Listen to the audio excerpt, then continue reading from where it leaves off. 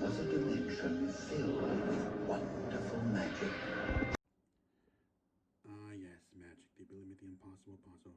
What was, YouTube? This is Zero King Silver coming at you with a new Tokusatsu talking video. I know I haven't done this in a while, but I felt like doing one to celebrate the end of the year and the start of a new one. This one is about Mahou Sentai Magiranger.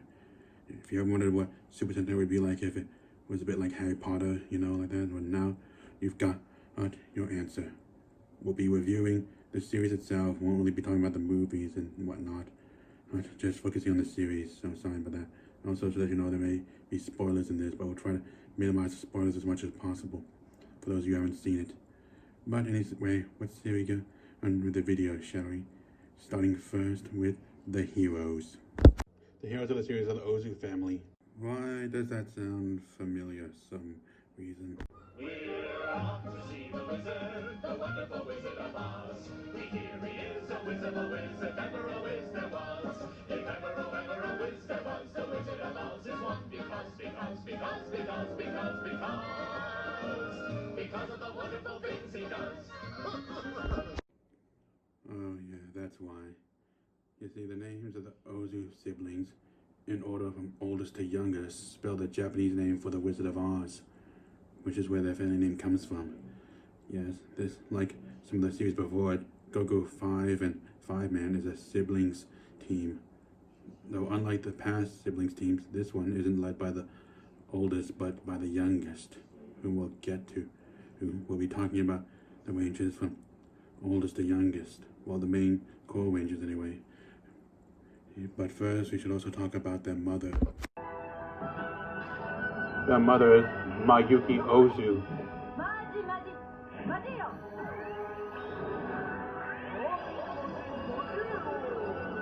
Also known as Magic Mother.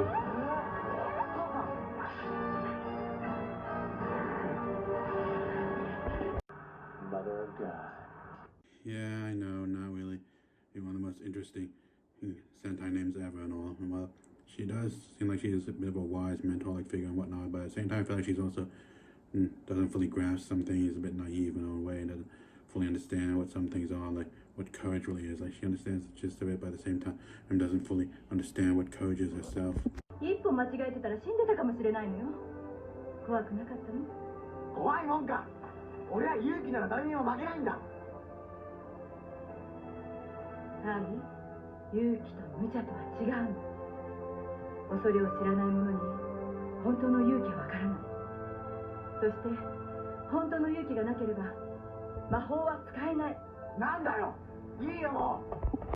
Well, that is somewhat true, and at the same time I feel like she still needs to explain things a bit better and doesn't fully get it herself.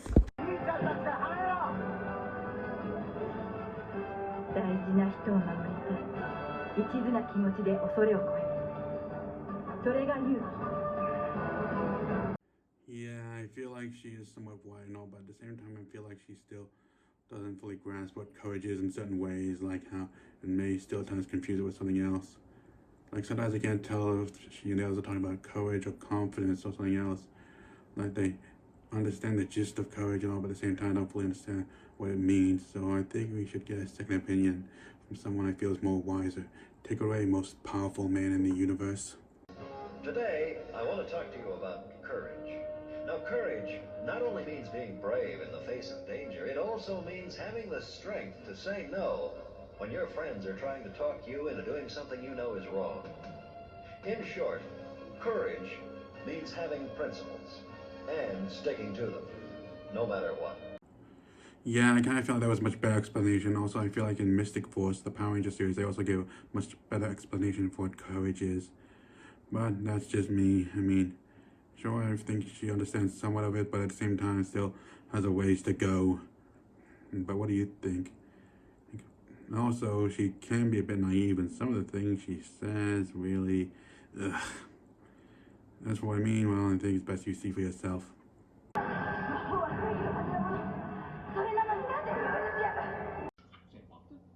Yeah, that kind of sounded a bit cheesy and naive.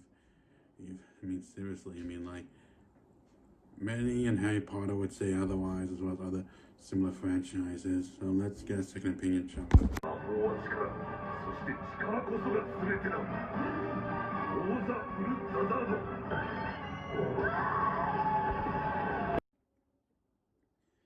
Yeah, that kind of makes a bit more sense, really. Yeah, I would try to say what happens next, and all, but I don't really want to spoil too much. Let's just say she doesn't really do so well in the fight.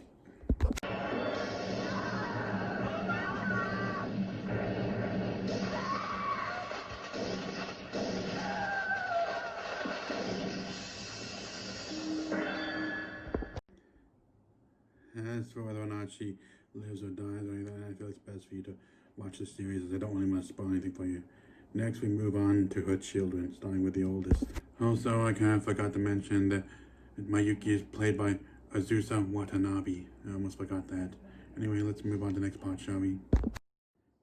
Coming up is the Green Ranger versus Makito Ozu, portrayed by Yuki Ito, who has played the character in all 49 episodes, as well as all 6 movies and 1 special. I mean, I haven't really been able to find much about him. It seems like he hasn't really done much besides magiranger. Though if he has done anything else, please feel free to tell me about it. He is the oldest of his siblings, and thus tries to be the mature and responsible one. He's into gardening, is very good, and also grows vegetables in a garden that he has near their home. He's usually cheerful and also likes to move at his own pace, though he tends to butt heads with some of his siblings, particularly Kai, as well. Makito believes that as the oldest he should be leading, but instead Kai was made oldest.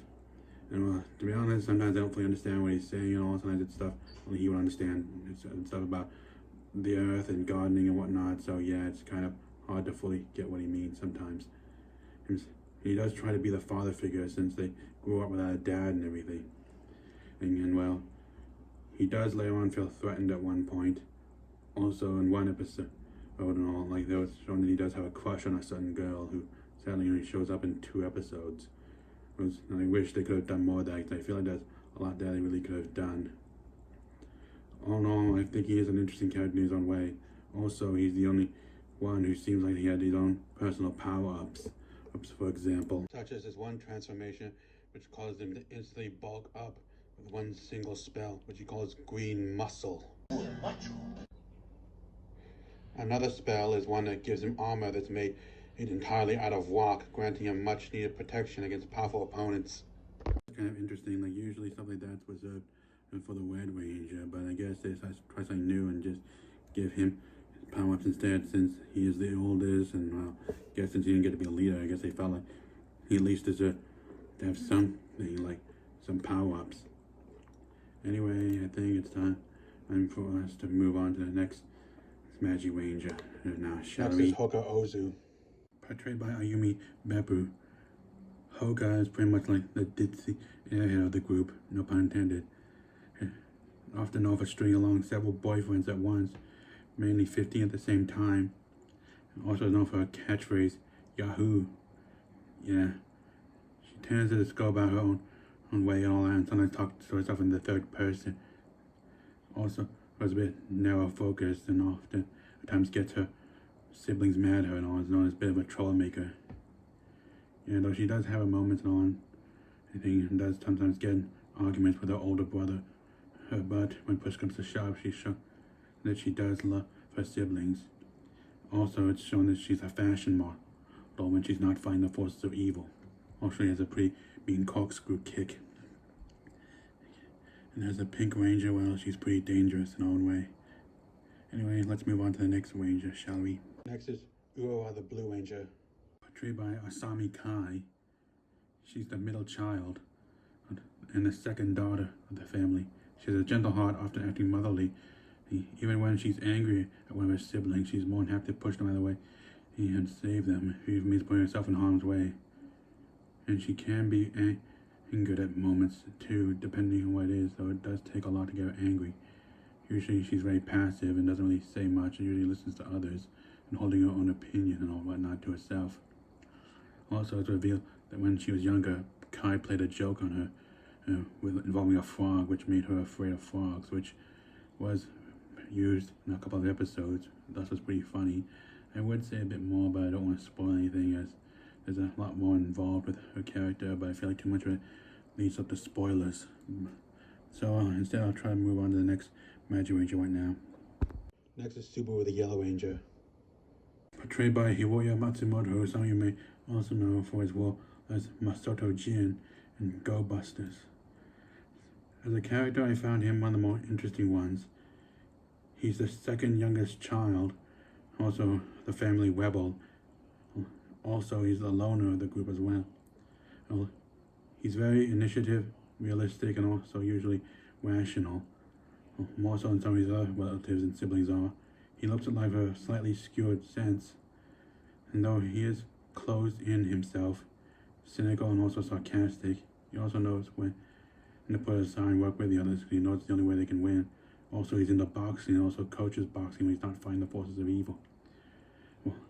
Well, when it comes to family and all, he tends to bicker a lot with his brothers, often ignoring what his older brother says and bickering with his younger brother, who he seems to have a very hostile relationship with at times. Nevertheless, he does care for all of his siblings and seems quite close to his older sister, Hoka, despite the things that go on between them and differences in their personality. Also, one episode where he got to shine I really liked was episode 28, when he fell in love with a girl who sadly had been killed by a monster of the week and now was a spirit. And he had to defeat said monster of the week, even though it meant and he would have to say goodbye to her and she'd move on to the afterlife. Still, it was a pretty good episode and I really enjoyed it. One of his shining moments. And now I think it's time to move on to the 5th magiranger. Kai the Red Ranger. Portrayed by Atsushi Hashimoto, who portrayed the character in every episode of Magiranger as well as in the movies, not to mention coming back to play him again in some episodes of Gokaiger. Also, when they decided to dub Power Rangers Mystic Force in Japanese, he was the narrator for it. At the age of 18, he was the youngest actor to play a Red Ranger, followed by Jun Shi-san, who portrayed White in Tokuja. However, the records were broken by Ryo Komiya, who portrays the Red Ranger in Kira Major. Also, out of all the characters and all, I kind of did enjoy Kai's character and all. Like, he was the youngest of his family, thus was the baby. He was also kind of like stereotypical Red Ranger we've seen a lot over the years, you know, like a lot of anger, doesn't always think much, tends to rush in recklessly, also tends to fight with a lot of his other teammates. And since they're siblings and all, it's especially worse. Also had his own issues to deal with and all, but as the series went on, he slowly matured and started showing that he had the potential to be both a great wizard and warrior. Yeah, he could be a powerful wizard and a strong warrior. Also, it was kind of fun seeing him and his older brother clash about who they felt should lead and all. All in all, he was pretty interesting and all. He also showed he was a pretty deep character in his own right, and I kind of liked the way he portrayed himself and all like that. The way he grew as the series progressed and all, onto a much more mature hero. Anyway, well, also for some reason, unlike some other past Red Rangers and all, he didn't get any personal power-ups like many of his predecessors and many who came after him did. That, as I said before, went to his older brother. Anyway, I think it's time we went on to the 6th Ranger of the team. Next is Heavenly Saint Sungel, also known as Hikaru, also known as Magishine, the 6th member as well as the team's mentor figure.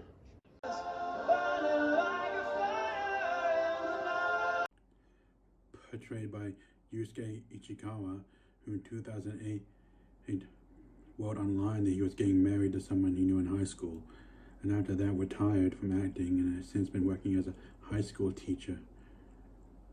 And well, even though he was given the name Hikaru and all, he occasionally was also known by the name Sungel, which I prefer to call him. So I just thought it'd be best just to pick one name and call him that. And I thought it was easy to remember and also a bit more fun to say. After joining the team, he became like the 6th member and also the only non-human member of the team. Yeah, Sungel wasn't human, though eventually another non-human member did join the team later on, which we'll get to. Sanjel proved himself to be a powerful ally to the team, both on the battlefield as well as a teacher, as he felt like the magirangers still had much to learn, and he was worried. They had skill and power and all, but as he told them, they had much to learn, and it felt like he was just the man to teach them. As such, he started living with them as their teammate and magic teacher. And though originally Makito was at odds with it because, well, he felt like he was being replaced as head of the family, though eventually things were resolved and he regained his confidence and whatnot, and things got back to normal.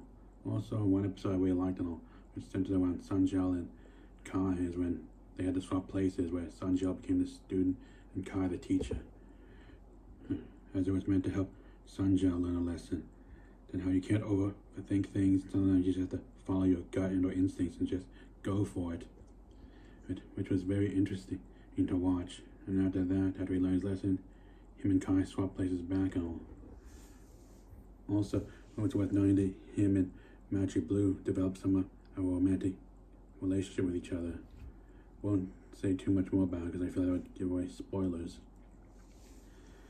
Also, I kind of liked his ranger outfit and all, for all the armor and everything he had. He was like a knight in shining armor, no pun intended. And also, I just really like the character and all, like, and even though he started out as a bit, well, kind of full of himself and everything like that, he showed that he did have a serious side, and also he had some pretty good development as the series went on.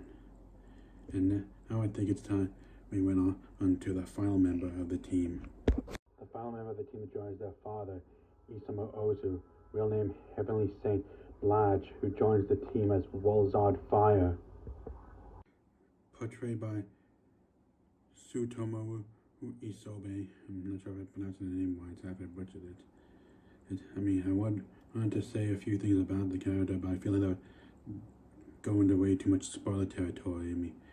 You can't say that, like Sanjel, he's a heavenly saint, thus he's a non-human member of the team. That in a way kind of makes the magirangers, the siblings, each half heavenly saint and half human, as their mother was human.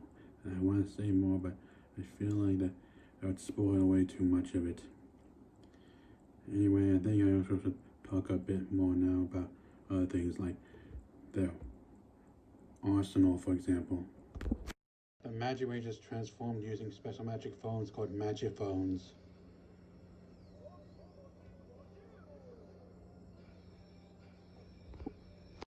Sanjel transformed using a device that was a cross between a phone and also a train ticket puncher. He also used special magic train tickets in his transformation as well. The magirangers' parents also had their own unique magiphones, and all of them were used to cast spells. So with Sanjel, he had to also use those special train tickets whenever he was cast a magic spell. Thus it was interesting to see it happen all. And when those who had the magiphones transformed, they'd also change in this wand-like mode when they transformed and also cast their spells and some their mecha. As for, well, arsenal-wise, the Rangers really didn't have much when you compare to some past Ranger teams. Their main weapons were their Magisticks, wand-like weapons they each had. Though identical, each of them had a different ornament at the top, representing, in the shape of the Ranger's visor and or what their mecha was. Also, for some reason, only red, yellow, and greens could transform into weapons. Reds could become a sword, yellows a crossbow, and greens an axe. Blue and pink couldn't really change into anything, I don't know why.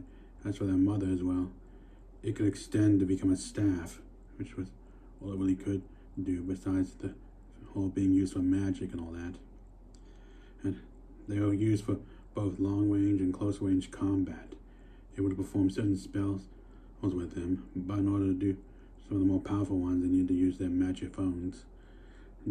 As for Magishine, well, he and the Ranger's father were the only ones who didn't have Magisticks, so they each had their own weapons, which we'll get to right now. Magishine's weapon was a magic lamp that could also transform into a laser blaster. Their father's weapons were a sword and a shield. His shield often had a sheath in it for his sword to be put in when it wasn't in use. And both were powerful weapons useful for using magic.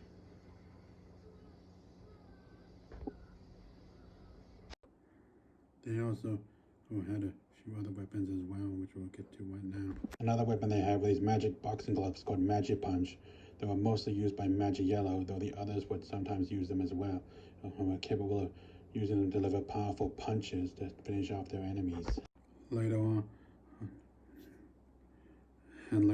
the 5 core members gain a power-up as well as one more new weapon. They later on gain a team in power-up, but they also get these magical staffs called Magical Holy Staff Dial Wads. In order to get this new power, they each had to be given these special wings called Oath Wings. Magic wings, 5 magic wings to 5 young people. Why does that sound familiar?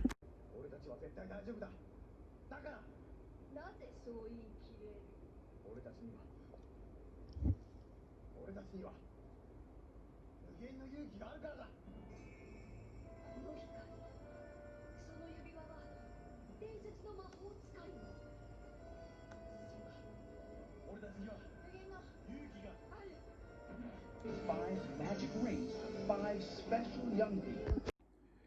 Yeah, so he could not resist. Anyway, that more or less does it for the arsenal.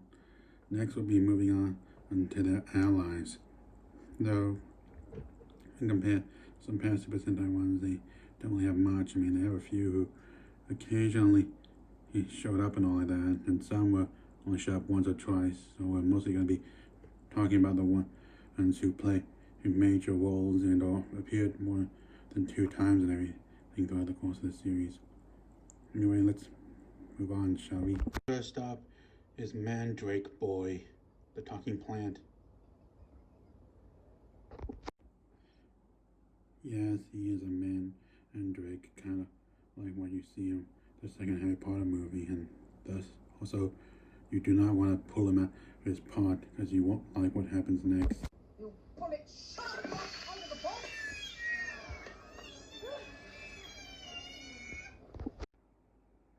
Voiced by Kumiko Higa. Mandrake Boy would often give advice to the team, particular Kai, and introduce their individual abilities to them, such as Uwawa's ability to do fortune telling and all such things. Mandrake Boy proved that he had a good amount of knowledge when it came to magic, though when it came to Sun Gel, he still didn't know everything, but still, he proved himself a valuable ally more than once, and still continued to do so. And next we move on to our next ally. Next up is Smokey, the magical cat. He helps Sun Gel out whenever he can. Usually he's in the magic lamp, which Machishan keeps with him. And even though he's a genie, he's apparently, his powers are limited. Though he does have some magic, not enough to get rid of the main villain, so that's a no-go. Anyway, we still have a few more allies to get to, so let's say we get to them, shall we? Next is the Heavenly Saint Snow Gel. When we first saw Snow Gel, she was an infant, though she was capable of speech, and she's the one who gave the magirangers that power up. And also eventually, as you see, eventually reaches into a more adult form, in which she becomes more powerful and a much more capable fighter. She's also shown that she's a very wise individual in her own right. If you recall, I said in one episode that Sun Gel and Kai had to swap places on as being teacher and student. And that was due to Snow Gel. She was the one who decided they should change places on, where Kai becomes the teacher and Sun Gel become the student for a bit. Anyway, I think it's now time to move on to our next ally, shall we? Next is the Heavenly Saint Luna Gel. When we first saw her, she had amnesia, had no idea who she was, and went by the name Wen. Though eventually, however, she regained her memories and thus her powers as well. Originally, she had doubts about the magic way, just being able to win the fight against the forces of evil, though eventually she did warm up to them and realized that they did have what it takes. Though she still tried to do things herself, which ultimately ended up with her getting captured and having to be rescued. though things did end up working out well in the end. Still, regardless, she proved herself to be a powerful magic user, not someone you want angry at you. And now, we move on to our next ally. One of their most recurring allies is a girl called Yuka Yamazaki, a classmate of Kai's. Kai had a crush on her, but was always too shy to ask her out. Ironically, she had a crush on his Sentai identity, Magic Red, and for the most part was unaware of who he really was, though eventually she did learn who he is. And as for what else happened afterwards, I feel like best not to say it. I don't want to spoil anything.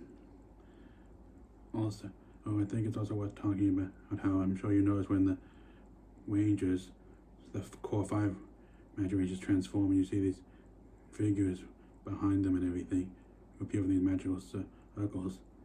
They're called Heavenly Saints, same with Sunshell and their father. They're stuff, and then they lend their power to the Magic Rangers. Each one of them draws power from a different Heavenly Saint.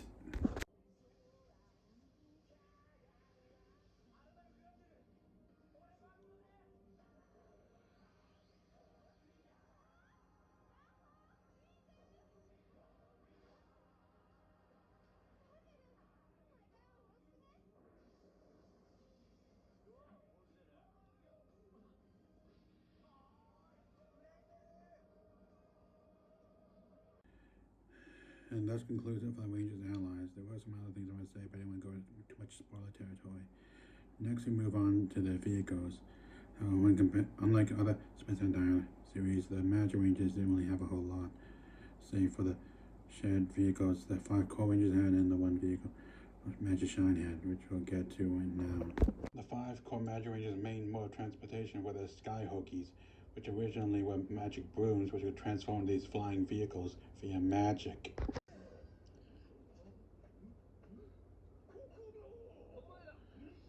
Magic Shine's main mode of transportation was a magic carpet called Scarpet.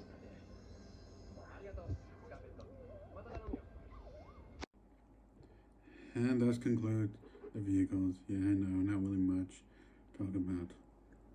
But next one we'll have a bit more to discuss. Next we're moving on to the villains of the series. The villains are known as the underground Hades Empire in Fersia, who had a number of different leaders and all these generals calling the shots and all before the final main villain of the series. He was able to return and start causing trouble for the heroes, and also had some other villains as well, who we'll get to one at a time.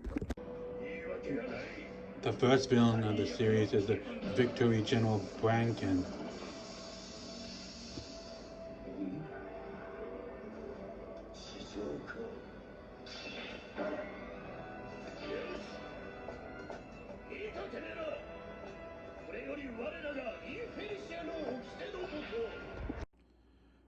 Voiced by Hisao Egawa, who has done the voices of many different monsters of the week throughout many different Super Sentai series. And aside from Branken, his only other major role was as Engine Buzzon in Go Anja. Every other the voice role he did was a monster of the week. Though he did also voice one of the siblings of the main villain and Kaku Ranger. Whereas every other voice role he did was that of a monster of the week. As for Branken, well, we don't really learn much about him. Apparently he started as one of the foot soldiers, or one of the higher ranked ones, to eventually be made into what he is now. And as you can tell, his design is based on Frankenstein's monster. And I pretty much say I really like the design. One of my favorite Super Sentai villain designs of all time. And he also had a cool weapon and everything. And personality-wise, he was shown to be very quick to anger and not someone who tolerated weakness and failure. Expected everyone to do as he says. Also showed that he was a powerful warrior. Yeah. Though, aside from what I told you about how he started out, not really much else is said about him. He unfortunately is sealed away in the base operation and can't really get out, and needs someone to let him out. He does get out eventually, but then gets sent back, and eventually he breaks out only to finally meet his end. I was sad to see him go though, because I would have really liked to see more of him and see what we could do, because, well, again, I really enjoyed his design. Anyway, let's move on to the next villain, shall we? The next villain we see is the sorcerer priest Mime.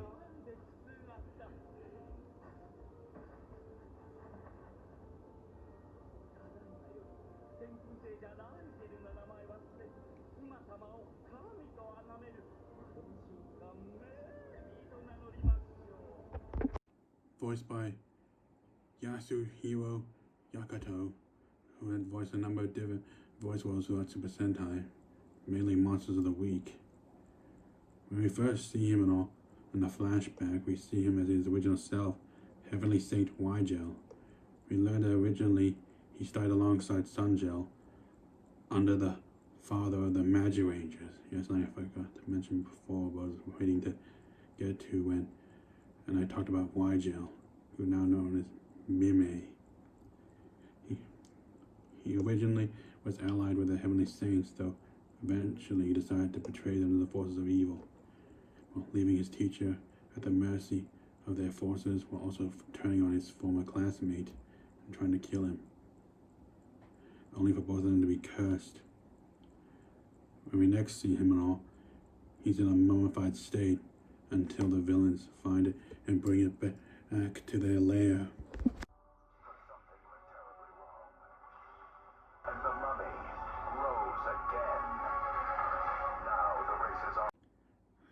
I also enjoy the rivalry between him and Sungel.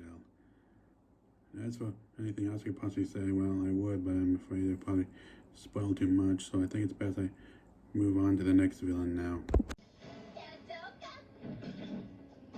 Next is Nai and Mia, and their true form, Vancuria.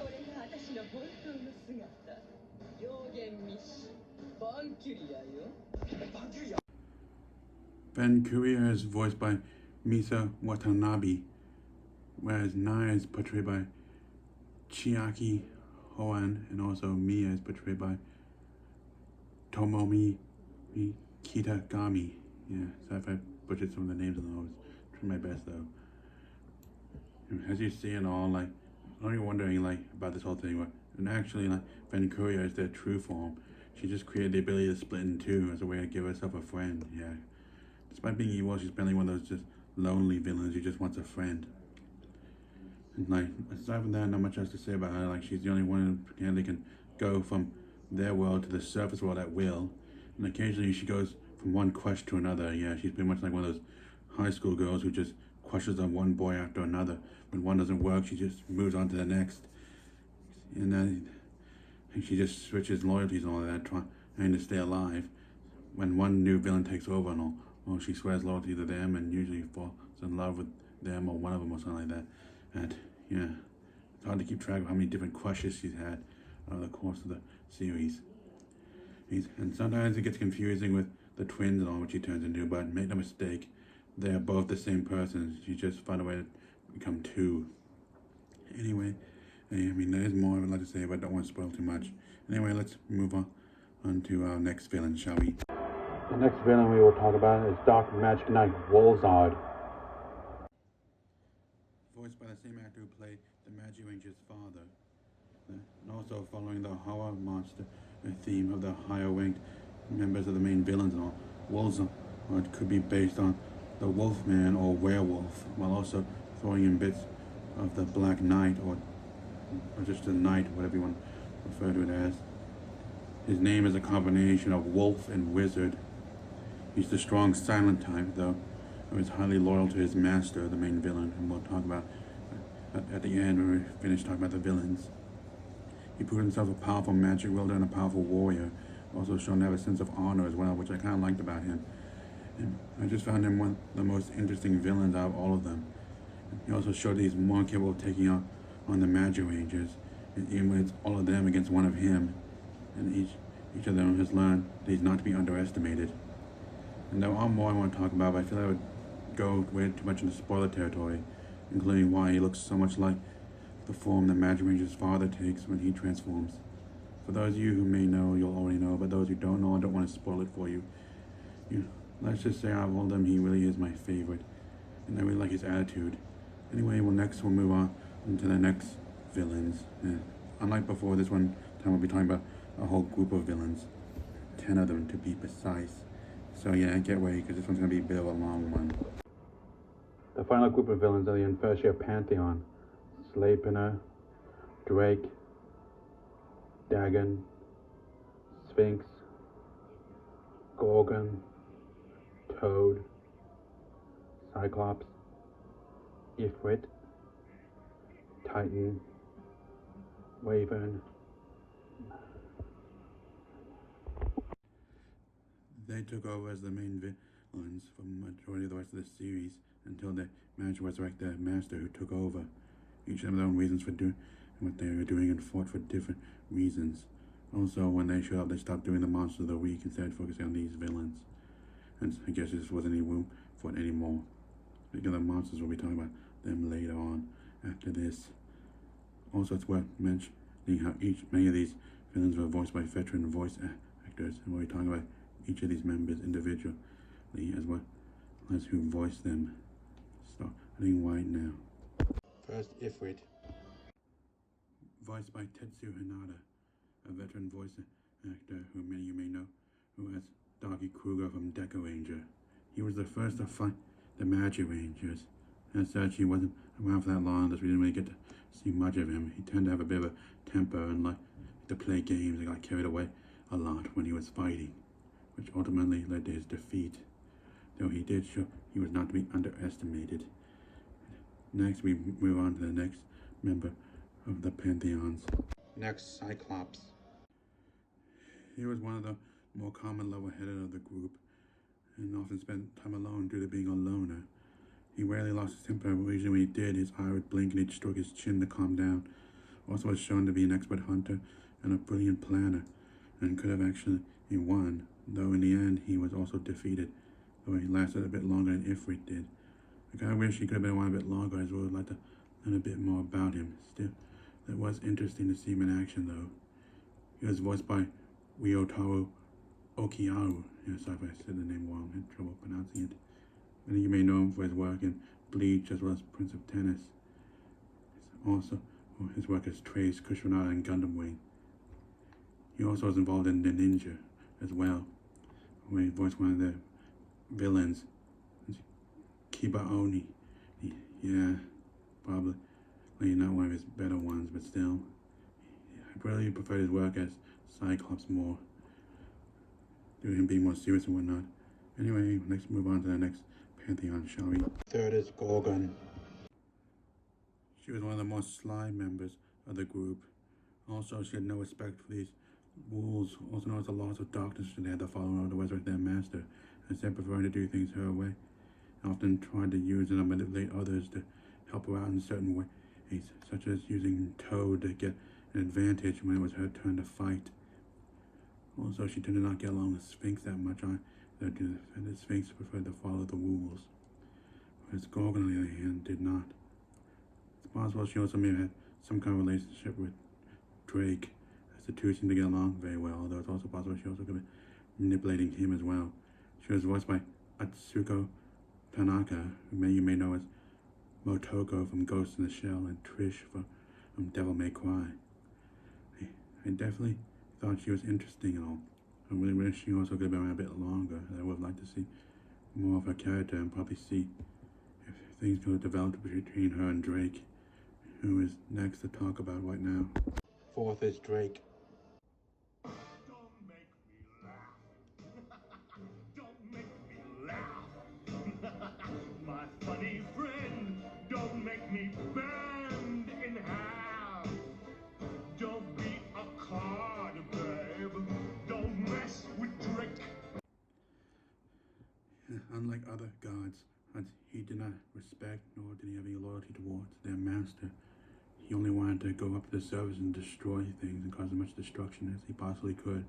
So it seemed like he had a close relationship with Gorgon and actually considered her his ideal woman, and thus was angry when she was killed and thus swore to avenge her. And I really would have liked to see more interaction between the two, as I think there could have been something more with them. I feel like they actually gave him a bit more of a personal reason to fight the magirangers after she died. Yeah, I really feel like with those two, like there's more there that really could have been done.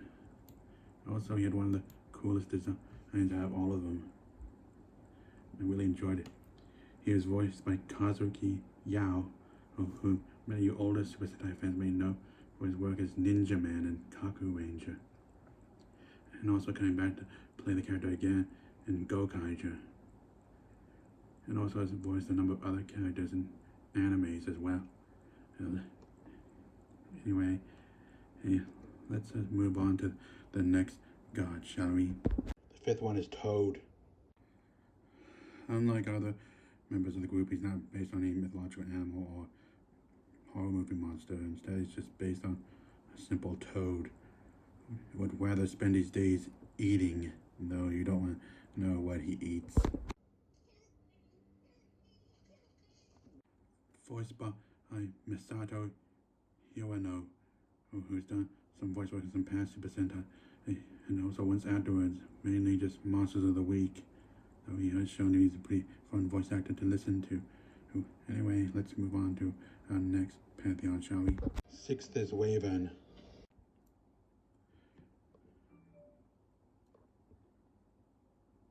Voiced by Nozomu Sasaki, you may know, who passed as Yusuke Urameshi from Yu Yu Hakusho. In case any of you were getting flashbacks of someone yelling "Spirit Gun." Out of all the pantheons, he was the most friendliest, more laid back, and all. He often got along with Nai and Mia as well, as their combined form Venkuria, who apparently had a crush on him, and apparently it may have been mutual. Although eventually he did take on a more violent personality and all, after being beaten in a fight by Wolzard. Still, he was interesting to watch and all, and he enjoyed introducing the others to the twins or Venkuria, whoever he was talking to, and also seemed to enjoy explaining how things worked with her. Yeah, I really would have liked things to have really gone further with them, but hey, I guess it just wasn't meant to be. Still, he was fun in his own way. Anyway, let's move on to the next pantheon now. Seventh is Titan. The only gentle one of the group who, despite being with them, wasn't really evil. Not sure why he was with them. I really wish they could have covered that. As it was shown, he didn't like needless destruction or senseless suffering and whatnot, and usually preferred to get things over and done with quick and painless, rather than draw it out like the others preferred to. Whereas the others enjoyed the fighting and loved to cause as much destruction as possible, making others suffer as long as possible, he on the other hand did not like it. Thus, he pretty much also was the first to change his ways. And now I would want to say more, but I don't want to spoil too much. He was voiced by Mitsuo Ogata, who also went on to play some voices in other Super Sentais, mainly just Monsters of the Week. And now let's move on to our next pantheon. Next is Sphinx. She was one of the more fair members of the group, and usually was the one who made sure they followed the rules, and would often intervene and stop them when she felt like they were breaking them, even if it meant helping the magirangers, so long as they kept things fair and made sure they followed the rules. I often wondered why some of them did that. Also, she seemed more interested in knowledge than power. And it was also the second one that changed their ways and become good. Well, there are more things I'd like to say, and I feel like I would pretty much go way too much into spoiler territory. Still, I liked how with her, whenever she showed up, usually that meant things would be good. And now at times if one of the others cheated or something like that, she'd be there to undo it. I also like how much of her character followed over into her Power Ranger counterpart, Itasis. Next is Slaypinner. He was shown to be very loyal to his master and the leader of the group, though apparently he was supposedly meant to be the leader himself, the true leader, though after acting as second command to Dagon and after acting as advisor. He was shown to be a powerful warrior, one of the most powerful, if not the most powerful. Voiced by Hideyuki Uematsu, who has voiced a number of different Monsters of the Week over the years in different Super Sentai. Also, in Gekiranger, he voiced one of the villains, Sanyo. He proved himself to be someone you don't want to take lightly in a fight. Not really much else to talk about him and all, as he usually they stay behind him when he say much, but show each time when he fought, he was a force to be reckoned with. And also, I believe, had all of them work together, they probably go one easy, but as they follow those rules of darkness, they pretty much were condemned to fail. Anyway, now we move on to the 10th member of the Pantheons. The final Pantheon is Dagon, the supposedly invincible leader of them all. Unlike other Pantheons, he was actually based on the creature from the Black Lagoon, kind of like how many other past villains of the series were based off classical horror movie monsters. He was shown to be extremely loyal to his master and cared nothing for anyone else, including his own pantheons, and for a while followed the laws of darkness which they had to follow, to eventually deciding something was wrong and decided to go against them. He also showed he would not tolerate betrayal and would not hesitate for a second to kill even his own pantheons if need be. I also really enjoyed the design a lot as well. And while I really wish they could have also focused on a bit more of the backstory, because I feel like he and the other pantheons each had a lot of history they could have discussed and all. But still, it was fun nonetheless. Also, let's talk about his voice actor, Akio Atsuka, who's done a number of different voice roles over the years in many different Super Sentai, many of the Monsters of the Week, though he also did voice Champ and Kyuranger, as well as some other roles in other Sentai that came afterwards. Yeah, for those of you who haven't seen Kyuranger, Champ's one of the Rangers in that. Yep, he's voiced not only a main villain, but also a Ranger as well. Next, we move on to the main villain of the series. The main villain of the series is Absolute God Enma, the supreme ruler of Infertia. First appearing in episode 2, where he appeared in this white glowing pool in the center of a room used by the villains for the first half of the series, which glowed red whenever he appeared.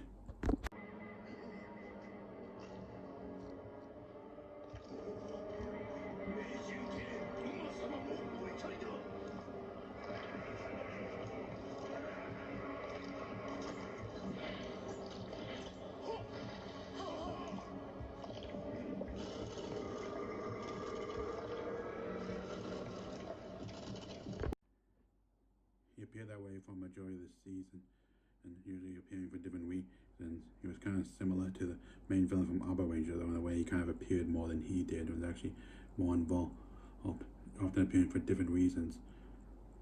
From episode 2 to 34, he was voiced by Katsumi Shionoi, who did the vocal effects from episode 2 to 34. Katsumi also had worked in other Super Sentai series, providing the vocal effects for many different foot soldiers as well as some Monsters of the Week. In the last few episodes, he was voiced by Daisuke Namikawa, who some of you may know for his work in Go Archer, where he voiced the mecha for the Red Ranger. He also was the main villain in Kyuranger as well. He also did some work in some other Super Sentai as well over the years. Also, it's worth noting that unlike the other villains from Magiranger, Enma wasn't based on either a classic monster from classic horror movies or from a mythological creature. He was more or less based off of Cthulhu by H.P. Lovecraft. And I really enjoyed the design. It was one of the best ever. He was also regarded as one of the most evilest villains in all of Super Sentai. Though I kind of wish they had him be involved a little bit more, but still, when compared to the main villain from Aldo Ranger, he was actually more involved than you think. Anyway, next we move on to the foot soldiers of the series. The foot soldiers of the series were the Zabos. As you can tell, they were based off of zombies. Yeah, zombies.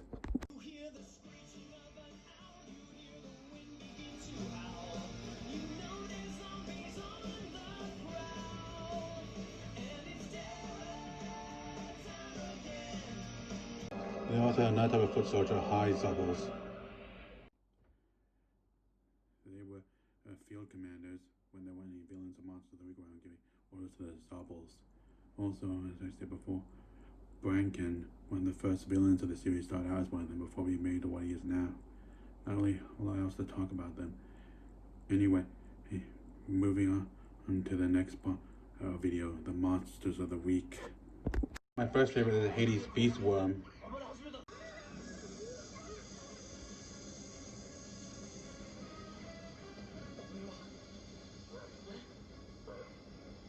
Another one I like is Hades Beast Fungus. Another favorite of mine is Hades Beast Manticore.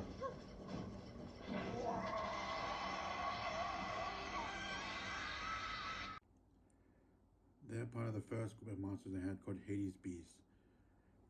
Unlike most other Super Sentai monsters, these ones don't really speak.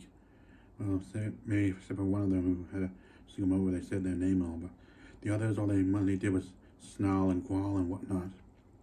These ones I picked were, because, well, they're among the few monsters in the series that actually killed people, thus showing they're actually a serious threat. That's I actually enjoy. I wish they did that more so. Next, we'll be moving on to the second group of monsters called the Hades Beastmen, which, unlike the Hades Beasts, were once human who originally sold their souls and became monsters. One of them is Hades Beastman Gremlin.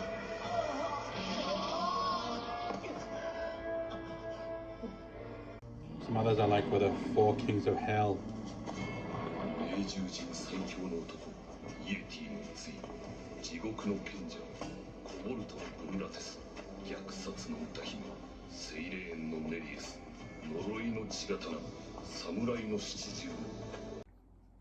What's interesting about the Hades Beastman is that unlike other monsters or villains who were once human, all the magirangers didn't try to convince them to change their ways or anything like that. They just treated them like any other monsters of the week, fought them and killed them, which was pretty interesting and also strange. I did wonder why they didn't try reaching out to them all. But hey, what can you do?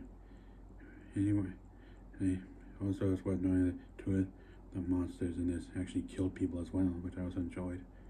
Anyway, moving on to the next part of the video. We're talking about an ally I originally almost forgot, but just remembered to talk about now. The one I'm speaking about is known as the Heavenly Archsaint Magiel, the most powerful of all the heavenly saints in all of Magiranger. Portrayed by the late great Machiko Soga, whom you may know best as Bandora from Zyuranger. Sadly, this was her final role in any Tokusatsu due to her death in 2006. May she rest in peace.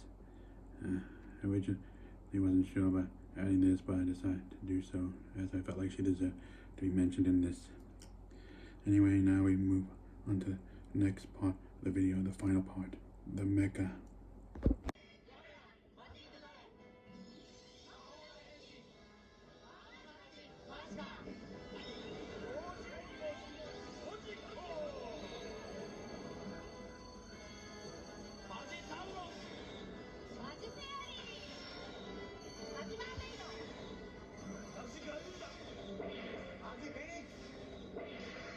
As you could see, unlike other Super Sentai, the Magiranger didn't summon and then control their mecha by piloting them. They actually became the mecha who actually could take on two combined forms.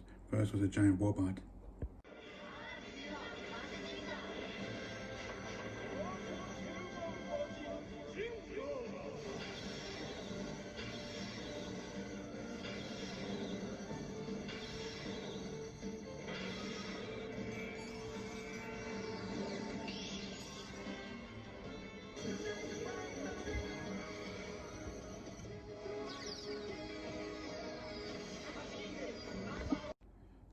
Also, four of them could also combine into an actual dragon as well.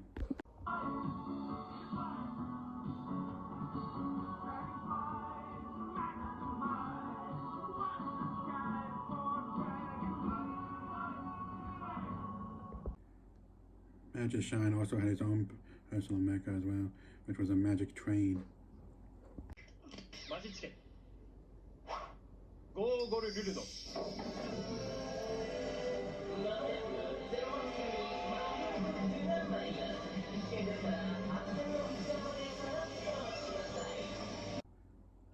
It could also transform into a giant robot on its own.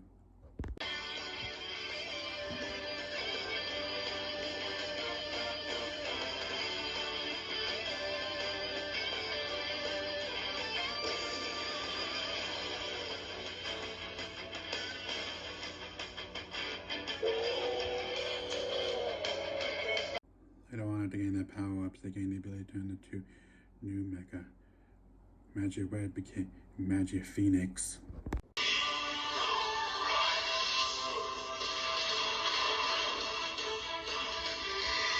Magic Green, Magic Pink, Magic Blue, and Magic Yellow became Magic Lion.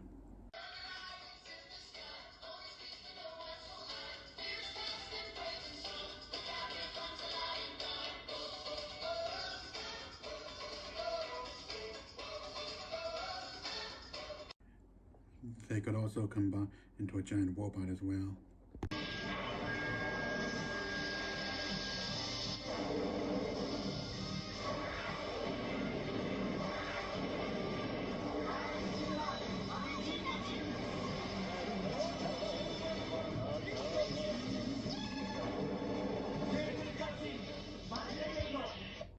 They also had another mecha which appeared in one of the movies and also a single episode known as Horned Sacred Horse Unigalon.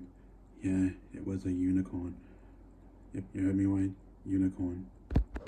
My little pony, my little pony. Sorry, could not resist. Anyway, it was shown that it also could combine with Magic Red's mecha to form a giant robot.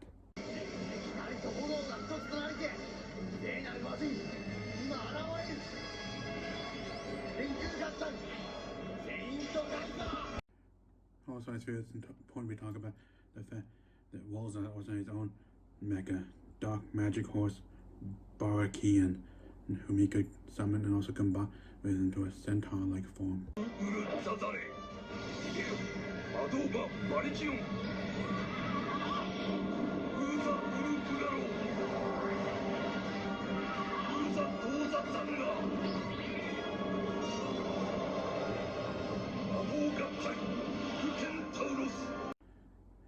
He could also combine with it to form a giant robot as well.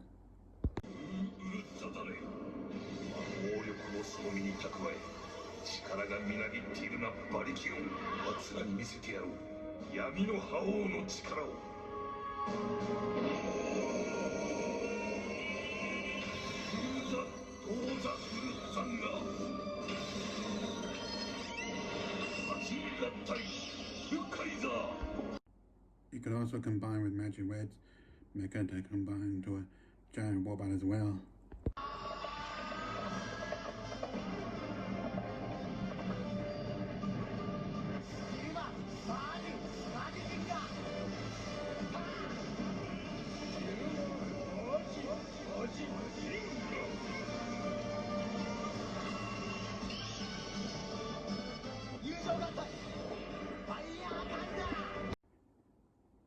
And thus concludes the video.